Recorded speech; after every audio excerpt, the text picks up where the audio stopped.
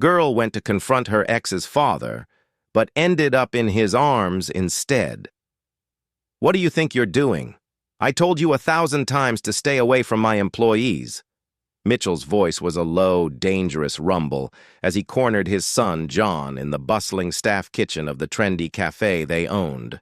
John, a man whose charm had always been his best and worst quality, immediately tried to deflect. Dad, it's not me. She came on to me. Sorry, I didn't want to tell you this, but she was following me. I didn't know what to do. He knew the only way out was to throw Kitty, the waitress he'd been secretly sleeping with, under the bus. He glanced past his father, offering Kitty a quick, cold smirk. Kitty, standing nearby, arranging silverware, felt a deep tremor of humiliation. She saw the lie form on John's lips, but she couldn't stop it. Mitchell turned to her, his sharp, intelligent eyes fixed on her. I didn't expect this from you, Kitty. His tone wasn't just disappointment. It was the voice of a final judgment. Kitty swallowed, her throat dry. She wanted to scream the truth, to expose John for the manipulative liar he was, but the terror of losing her only source of income, her only stability, forced her hand. I don't have any choice, she whispered, hanging her head. You know the rules. No relationships at work. Kitty's hands started to shake. Wait, am I fired now? You know the rules. The finality in Mitchell's voice crushed her. Later, in the dimly lit alley behind the cafe, Kitty confronted John, her voice shaking with hurt and rage. Wait! Why did you do that to me? Why? John laughed, a short, cruel sound. Because better you losing your pathetic job than I'm losing my father's money. This is how you treat the one you love. Love. Love, Kitty, you're not a teenage girl. What kind of love are you talking about? I was with you because you were always available. That's it. That's simple, if you know what I mean. But you said, who cares what I said? You can drag a woman of your type to bed without all this love nonsense. That's what I did. And actually, it's you. You should consider yourself very lucky to be with a man like me, to be with a man of my status. That's cruel. So what are you going to do now, huh? John challenged, his eyes daring her to retaliate. That day, Kitty promised herself that she would never open her broken heart to love again, not realizing that villains do not ask for permission. I'm Kitty, and this is my love story, she thought, a bitter determination settling over her. The next morning, Kitty was startled by a knock on her apartment door. It was Mitchell. Oh, Kitty, I'm going to pay you for this week. He extended an envelope. Money? I don't need anything from you, she said, her voice stiff with pride. What are you doing here? I'm supposed to pay my employees. Get out of here. But you need it while you look for a new job. Okay, just leave it there and go. Can you go now? No, he said simply. What do you mean, no? I said I want to be alone. But I didn't leave because I'm hungry. Oh, you own a cafe. You get it there. But I haven't had time to eat because of this whole situation.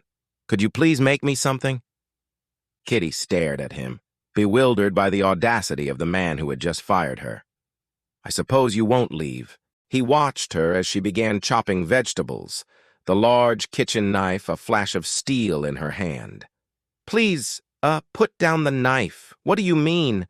How do I supposed to chop the vegetables? I can do it myself. You can do something else. Kitty glared at him. Oh my God, you're crazy! As he watched her cook, he commented, You're such a great cook and a beautiful girl.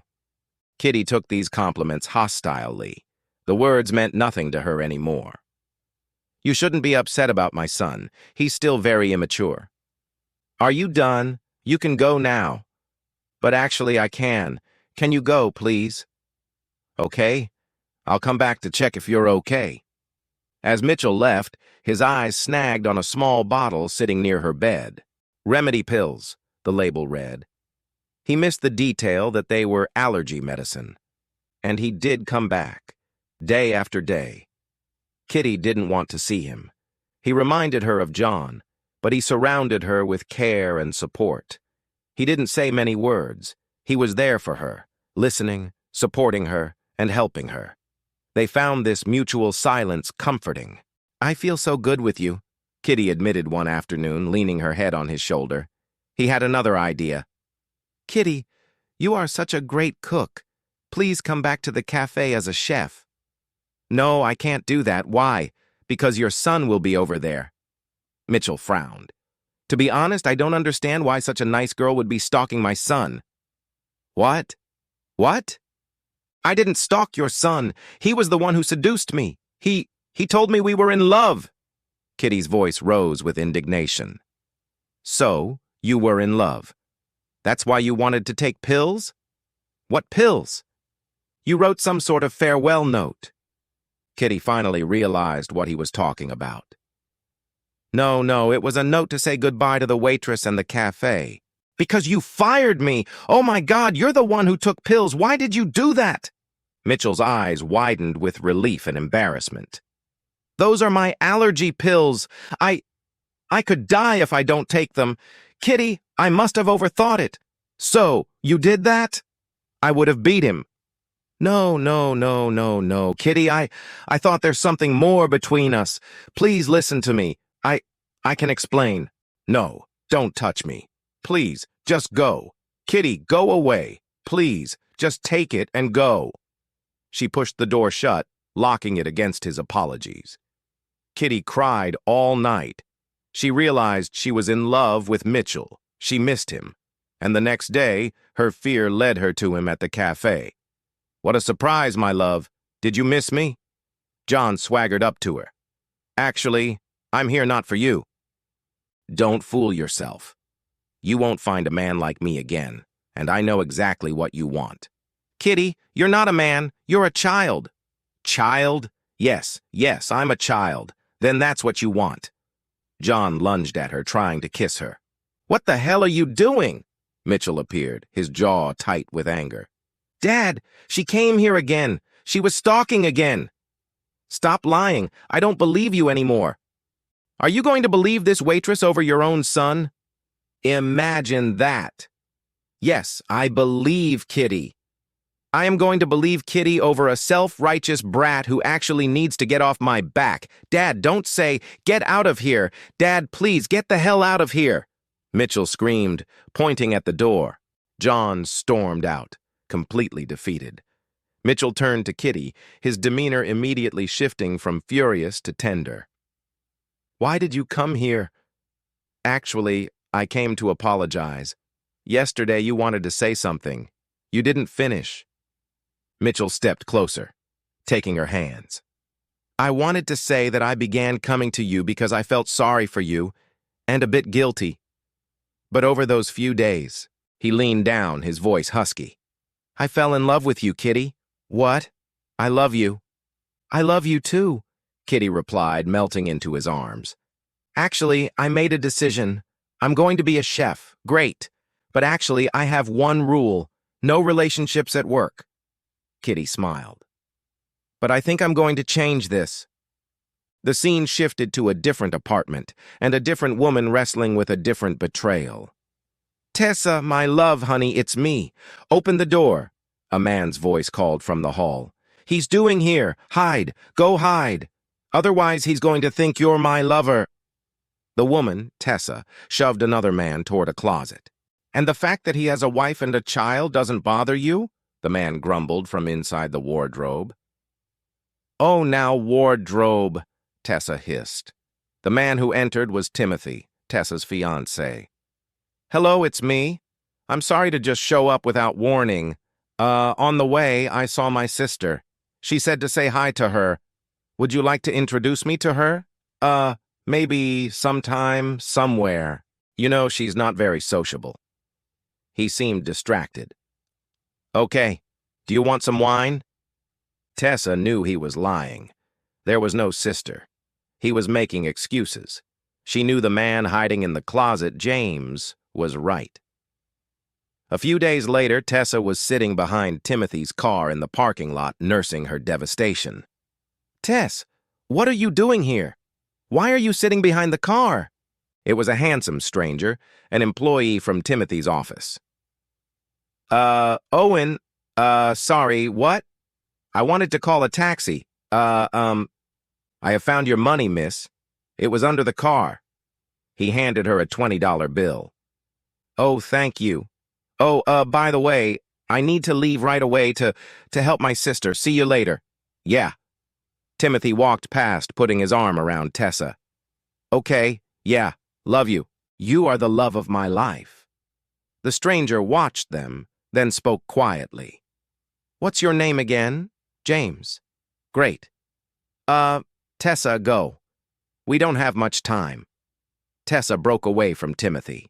She couldn't take the deception anymore. I've been crying for 3 hours last night. Then I drank 6 cups of coffee this morning and I'm ready for my revenge plan. Take it easy. I get it all. So ready? James asked. For an hour, Tessa cried and poured her heart out to him, and she felt better. Somehow, with this stranger, she suddenly felt calm. You know what? James confessed. When my fiancé cheated on me, I thought for weeks how to make her suffer until I understood that I had to start a new life. I can only start a new life after I release what I planned. Wow! A new life begins when you take a step towards the future. Like what? James leaned in and gently kissed her. Tessa pulled back, eyes wide. I'm sorry. I'm not ready because, I didn't finish my relationship, which I didn't finish. And, no, I'm not ready. You're a nice guy. I mean it. Yes, I get it. I guess I have to go. The warning. Later that evening, Tessa received a call from Timothy. Hey, where in the world are you?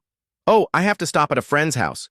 You know, a friend's house? Friend's house? Well, I'm packing our kids and our bags for a damn trip. You're not here back home in 20 minutes. 20 minutes, honey. 20 minutes, it's not a problem. Yeah. Now I'm hanging up. Hanging up. But it's okay. Tessa hung up terrified. James was right. Timothy was still with his family. Suddenly, a woman called out from the street. Yo, Timothy is cheating on you. He hasn't broken up with his wife. He just talked to her on the phone. James, I know you like me. I do. But lying to me and ruining my relationship like that is mean. You are the one who is ruining your life because you never let go of the past. Oh, so you're the one who told me that? I know you for 2 days. You've known your fiancé for a year. How about you know him?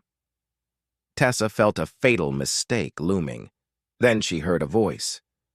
The guy's right. It was Timothy's wife. What? He said he broke off with you. What? No, we are going with kids to my parents for the whole weekend. He said he's going to marry me. Oh, yeah. He told you all that, as he told 3 other mistresses before you. Oh, my God. What should I do now? Well, it's none of my business, and I'm, of course, no counselor to my husband's mistresses. But if I were you, I'd get the guy back. Oh, and by the way, if you sit with him, tell him to come home or I'll blow his head off. Tessa watched the wife storm off, the truth finally hitting her. So my love story ended before it even started. All men are creeps. He can't trust anyone. Tessa was alone again when James walked past. Ma'am, what are you doing here? I lost your money again. You're a creep. I said no to you for just once, and now you throw yourself into the arms of the first woman you ever see. Either it's your ex, or it's your future girlfriend. I don't want to know that. Or you're going to tell me it's your sister too, right? A beautiful woman walked up to James. Actually, I am his sister. Nice to meet you. I'm Lily. Tessa felt foolish. Are you all making fun of me? What? She's really my sister. If you don't believe me, I can show you my ID. Please, bro. Good to see you. I am late for a meeting. Nice to meet you. Bye. James turned back to Tessa, his expression kind. You can trust me. Everything I told you is true. You can't build a new relationship on a lie. Tessa sighed, embarrassed. Now you're going to think I'm hysterical. If you give me the $20 back, I won't. That's how our love story began. James smiled. The $20 bill, a small, insignificant token exchanged for a future built on honesty.